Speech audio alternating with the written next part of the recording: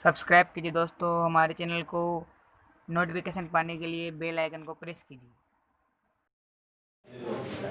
मानव नेत्र की संरचना का इससे पहले हमने अध्ययन कर लिया है। उसी से जोड़ते हुए कुछ छोटे परिभाषाएं हैं, कुछ बिंदु हैं, उनकी आज हम चर्चा कर रहे हैं। सबसे पहला है एक निकट बिंदु। निकट बिंदु हमारी आंख का वह बिंदु या वह न्यूनतम दूरी जहां से हमें वस्तु स्पष्ट दिखाई देती है, निकट बिंदु कहलाता है। और इसकी जो इस मान है, आंख से दूरी है 25 सेंटीमीटर होती है। मतलब परिभाषा आप लिखेंगे कि वह न्यूनतम दूरी जहां से हमें वस्तुएं स्पष्ट दिखाई देती हैं, निकट बिंदु कहलाती है। और एक स्वस्थ व्यक्ति में निकट बिंदु का मान 25 सेंटीमीटर होता है। दूसरा होता है दूर बिंदु।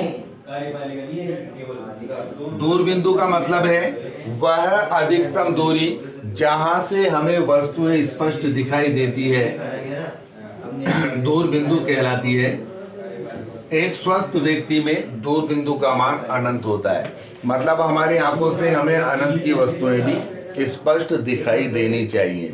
जैसे कि हमसे कई किलोमीटर, हजारों किलोमीटर दूरी पर जो अंतरिक्ष है उसमें उपस्थित सूर्य, चंद्रमा आदि पिंड हमें दिखते हैं ना, तो ये अधिक ऊंचाई पर है, इसलिए हमने कहा है अनंत। तो दूर बिंदु का मान अनंत होता है और निकट बिंदु का मान 25 सेंटीमीटर होता है। और इसी से बनी एक परिभाषा है दृष्टि परास।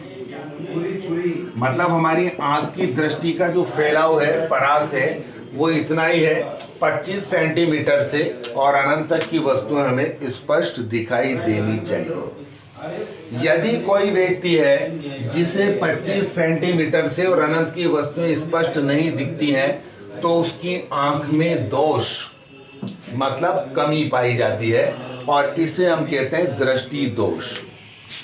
दृष्टि दोष अगला हमारा टॉपिक है। सामान्य रूप से दृष्टि दोष, आंखों की जो ये कमी है, वो निम्न प्रकार की होती है। नंबर 1 है निकट दृष्टि दोष। निकट दृष्टि दोष। निकट दृष्टि दोष क्या कहलाएगा कि यदि व्यक्ति को निकट स्थित वस्तुएं तो स्पष्ट दिखाई दें और दूरी की स्थित वस्तुएं स्पष्ट दिखाई नहीं देती हैं, तो उसे हम कहेंगे निकट दृष्टि दोष।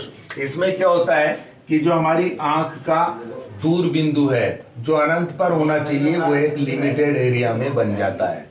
मतलब इस एरिया से यहाँ तक की तो वस्तुएं हम देख पाते हैं, परंतु इससे पीछे की वस्तुएं हमें दिखाई नहीं देती है। तो इस दोष को कहते हैं हम निकट दृष्टि दोष। और इसके निवारण के लिए हमें चश्मा लगवाना होता है। उस चश्मे में जो लेंस लगाया जाता है वो होता है अवतल लेंस। ठीक है भाई। तो निकट दृष्टि दोष का निवारण किस लेंस से किया जाता है? अवतल लेंस से। क्वेश्चन आता है 1 नंबर में कि यदि किसी व्यक्ति को अनंत पर स्थित वस्तुएं स्पष्ट दिखाई नहीं देती है, तो वह किस दोष से पीड़ित है और उसे उसके उपचार के लिए, निदान के लिए कौन सा लेंस लगवाना होगा? तो दोष का नाम है निकट दृष्टि दोष और लेंस लगेगा अवतल लेंस। दूसरा दोष देखो, दूर दृष्टि दोष।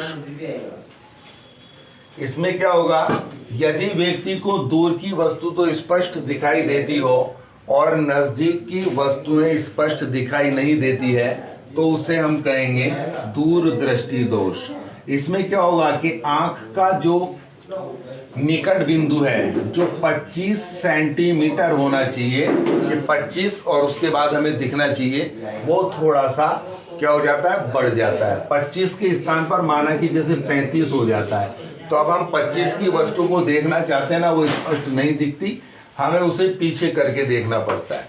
जैसे कई व्यक्तियों में आपने देखा होगा जो अखबार वगैरह पढ़ते हैं ना, वो क्या करते हैं कि ऐसे की पास की जगह उसे ऐसे पीछे करना पड़ता है, क्योंकि उनका निकट बिंदु 25 सेंटीमीटर से बढ़ जाता है, और जितना बढ़ जाता है उतना पीछे वस्तु उनको सरका करके देखनी पड़ती है। बहुत पीछे करके ऐसे उनको अखबार पढ़ना पड़ता है। तो इस दोष को हम कहते हैं दूरदृष्टि दोष। और इसके निवारण के लिए जो चश्मा लगता है उसमें उत्तल लेंस होता है। उत्तल लेंस वो लेंस जो किनारों से पतला और बीच में चौड़ा है। ये लेंस हम चश्मे में लगवाते हैं और उचित फोकस दूरी वाला लेंस लगवा के और इस दोष का निवारण किया जाता है। तीसरा जो दोष है वो है जरा दृष्टि दोष। जरा दृष्टि दोष, इसमें क्या होता है कि व्यक्ति की जब उम्र बढ़ती है ना, तो आयु बढ़ने के साथ साथ थोड़ी सी आंखों में वीकनेस हो जाती है, और ऐसी स्थिति में क्या होता है कि व्यक्ति को ना तो पास की और ना ही दूर की वस्तुएं स्पष्ट दिखाई देती हैं। इसे हम कहते हैं जरा दृष्टि दोष। इसमें निवारण के लिए क्या करते हैं कि द्विफोक्सी लेंस लगवाए जाते हैं। द्विफोक्सी लेंस। अब द्विफोक्सी लेंस क्या है कि जो चश्मा बनता है ना व्यक्ति का, उस चश्मे में क्या होता है, डबल लेंस लगा होता है। डबल लेंस होता है द्विफोक्सी लेंस। इसमें क्या होता है कि ऐसे कट आपने देखा होगा कुछ व्यक्तियों में चश्मे में, यहाँ पर जो लगा होता है वो उत्तल लेंस होता है पास की वस्तुओं को देखने के लिए, और ऊपर जो होता है वो अवतल लेंस होता है दूर की वस्तुओं को देखने के लिए। मतलब आप कह सकते हैं कि जरा दृष्टि दोष का निवारण द्विफोक्सी लेंस से किया जाता है। उस द्विफोक्सी लेंस में ऊपर की ओर अवतल और नीचे की ओर उत्तल लेंस लगे होते हैं, जो दूर और पास की वस्तुओं को स्पष्ट देखने में मदद करते हैं। एक और दोष देखो अब, दृष्टि वैषम्य दोष। चौथा प्रकार है, पहले निकट दृष्टि, फिर दूर दृष्टि, जरा दृष्टि, और चौथा हम पढ़ रहे हैं दृष्टि वैषम्य। इसमें क्या होता है कि जो आंख की कॉर्निया है, ये वाली परत है, हमने आंख का चित्र बनाया था, दोनों तरफ की श्वेत पटल को जोड़ने वाली जो ये कॉर्निया है, व्यक्ति की जब उम्र बढ़ती है, बुजुर्ग आदमी हो जाता है, तो ये कॉर्निया थोड़ी सी अनियमित हो जाती है। जो तनी हुई होना चाहिए ना, वो थोड़ी सी लूज हो जाती है, अनियमित हो जाती है, और ऐसी स्थिति में व्यक्ति को जो समांतर और क्षितिज पंक्तियों का स्पष्ट ज्ञान नहीं होता है। मतलब उसे प्रतिबिंब हिलते से दिखाई देते हैं कि वस्तु सीधी रखी हुई है कि आड़ी रखी हुई है, वो स्पष्टीकरण उसे नहीं हो पाता है, और इसे हम दृष्टि वैषम्य कहते हैं। निवारण की अगर हम बात करें तो इसके लिए मोटे बेलनाकार लेंस लगाए जाते हैं।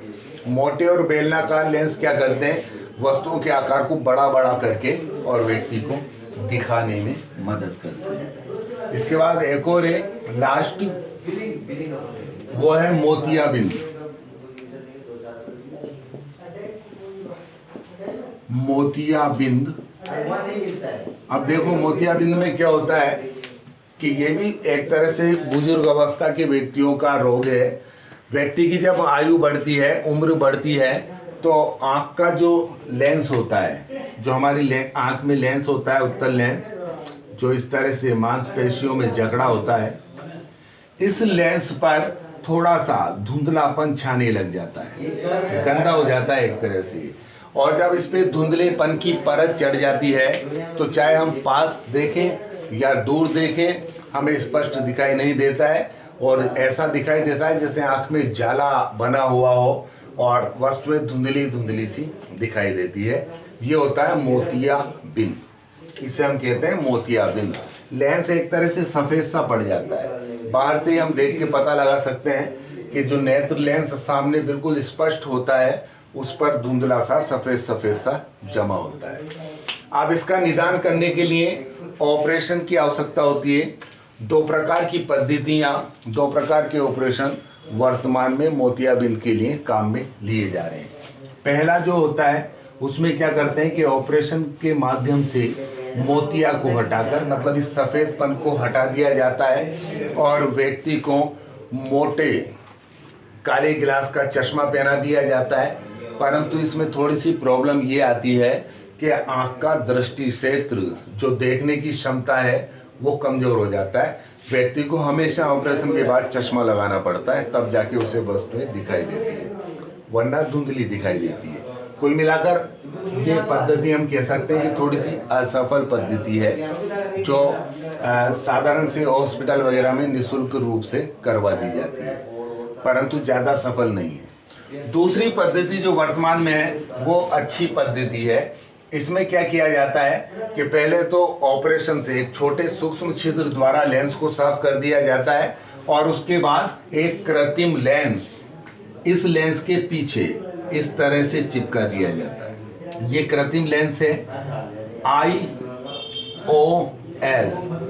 इस लेंस का नाम है इंट्राओक्यूलर लेंस।